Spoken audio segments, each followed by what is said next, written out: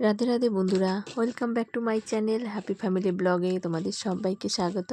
আশা করি সবাই ভালো আছো আর আমরাও ভালো আছি।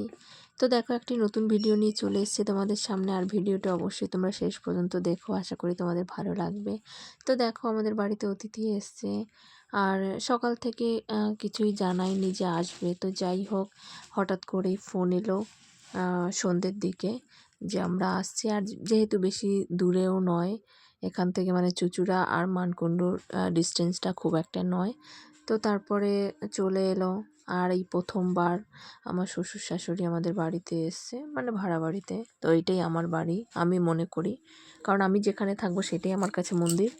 তো আমার বাড়ি এটা, আমার বাড়িতে আমার শ্বশুর শাশুড়ি এসছে। তো সেই জন্য ভালোই লাগছে। আর আমার গপু তো খুব খুশি, দেখো তার দাদানকে পেয়ে। দাদার সাথে খুব আনন্দ করছিল, খুব মজা করছিল। তো ঠাকুমা দাদা দুজনই এসছে, জেম্মা এসছে, জেঠু এসছে, সবাই এসছে। আর এটা হলো আমার বড় যা। তো আমি ছোট, আর এটা আমার বড় যা। আমার আগে বিয়ে হয়েছে, আমার মানে দাদা ভাসুরের পরে বিয়ে হয়েছে। তো যাই হোক, আর আমার গপুকে দেখার জন্যই এসছে তারা। অনেকবার এর আগে বলেছি আসার কথা, আসেনি, আমিই গেছি বারবার। তো যাই হোক, এবারে তারা নিজে থেকেই এসেছে দেখতে। তারপরে আসার পরে আমি একটু এই চাটা করে দিলাম, খেলো। আর হঠাৎ করে যেহেতু এসছে, কিছু বলে আসেনি, তো সেটাই বলছিলাম যে আসবে যখন তাড়াতাড়ি, মানে সকাল সকাল আসতে পারতে, এখানেই খাওয়া দাওয়া করতে, রান্নাবান্না এক জায়গায় হতো, তো সেটা বেশি আনন্দ হতো। তো যাই হোক, সেটা বলে আসেনি, হঠাৎ করেই সন্ধ্যের সময় বলল যে। আর আমি আর তোমার দাদাভাই একটু কোথাও বেরোচ্ছিলাম, তখনই ফোনটা এলো। তো ভাগ্যিস বেরিয়ে যায়নি, না হলে তো হয়তো ক্যান্সেল হয়ে যেত আসাটা।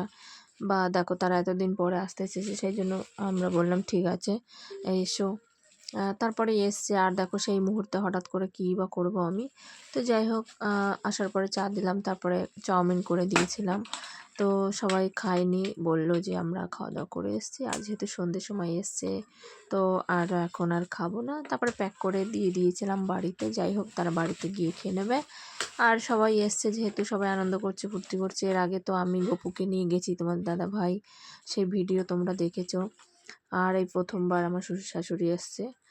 তো ওনাদের অনেক বলার পরে তারপরে এসছে। দেখো, প্রতিবারে তো আমাদের যাওয়া সম্ভব নয়, আমাদেরও কাজ বাজ থাকে, আর সপ্তাহে যেহেতু একটা দিন রবিবারে ছুটি থাকে, তো সমস্ত সংসারের কাজকর্ম করে হয়ে ওঠে না। তাই বললাম দেখো, তোমরা আসো, তোমরা এসে ঘুরে যাও।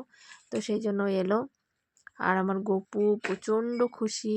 আর দাদুকে অনেক দিন পরে দেখেছে, কিন্তু তারপরও ভোলেনি। আর দাদানকে একটু বেশি ভালোবাসে, মানে ঠাম্মাকে অতটা ভালোবাসে না, কাছে যেতে চায় না খুব একটা, কিন্তু দাদুকে মানে খুব ভালোবাসে। মানে আমার শ্বশুরের সঙ্গে খুব বন্ডিং, মানে খুব মিল আছে।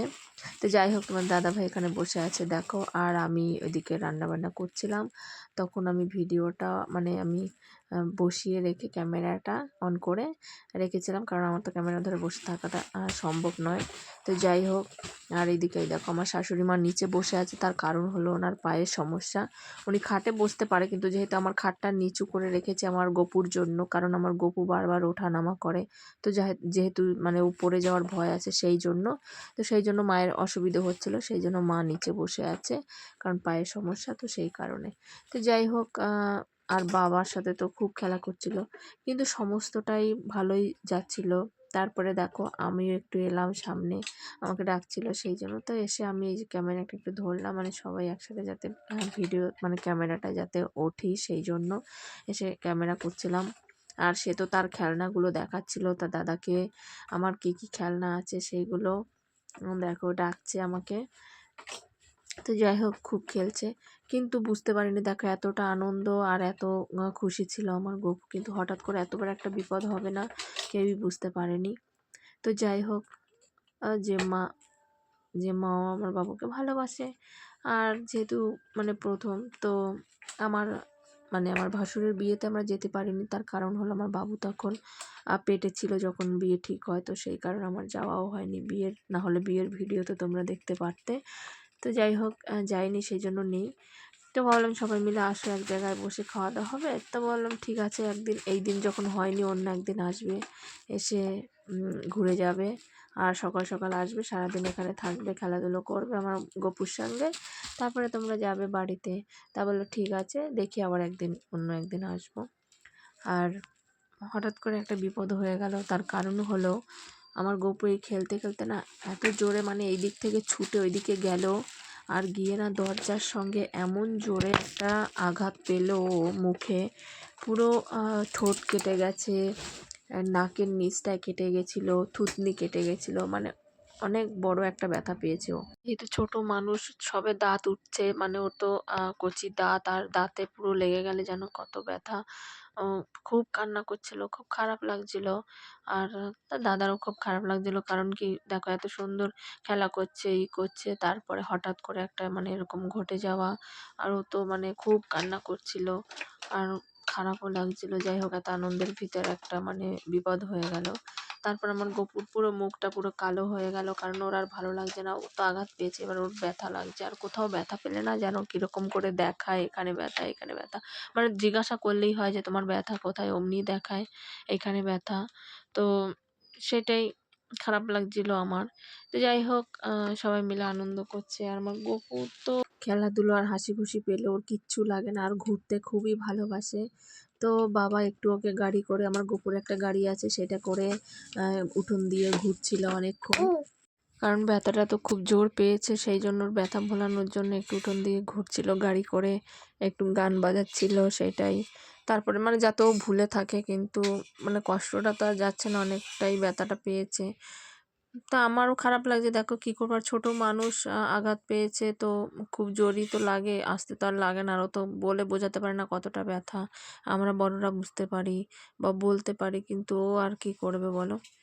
তারপরে যাই হোক, সেই জন্যই আমি ভিডিওটা করতে করতে না থমকে গেছিলাম। আর যেহেতু এসে অনেকটা মানে সময় যেহেতু থাকেনি, খুব একটা বেশি সময় থাকেও নি, ওই ঘন্টা ২ মতো ছিল সবাই, তারপরে বেরিয়েও গেছিলো। আর যেহেতু রবিবার ছিল, অসুবিধে হয়নি আমাদের।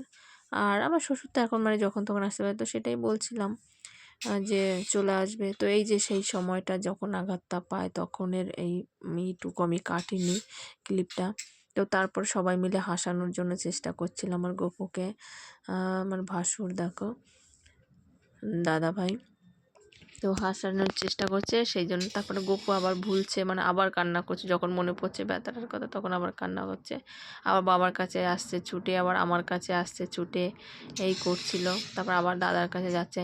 আর আমার শ্বশুর যখন চলে যাচ্ছিল তখন তো খুব কান্না করছিল, মানে কিছুতেই থাকবে না, ও চলে যাবে। তো সেই জন্য, আর যেহেতু অনেকটা দিন পরে এসছে না, তো একদমই মানে ভালো লাগছিল না ওর, ওর যাওয়ার জন্য খুব মানে করছিল, কান্নাকাটি করছিল। তো যাই হোক বন্ধুরা, ভিডিওটি কেমন লাগলো অবশ্যই জানিও, আর আশা করি তোমাদের ভালো লাগবে। তো ভিডিওটি ভালো লাগলে লাইক কমেন্ট শেয়ার করে দেওয়া, চ্যানেলটিকে সাবস্ক্রাইব করে তোমরা সবাই আমার পাশে থেকো। তো চলো ভিডিওটি আর বড় করব না, দেখা হবে একটা নতুন ভিডিও নিয়ে। টাটা বন্ধুরা।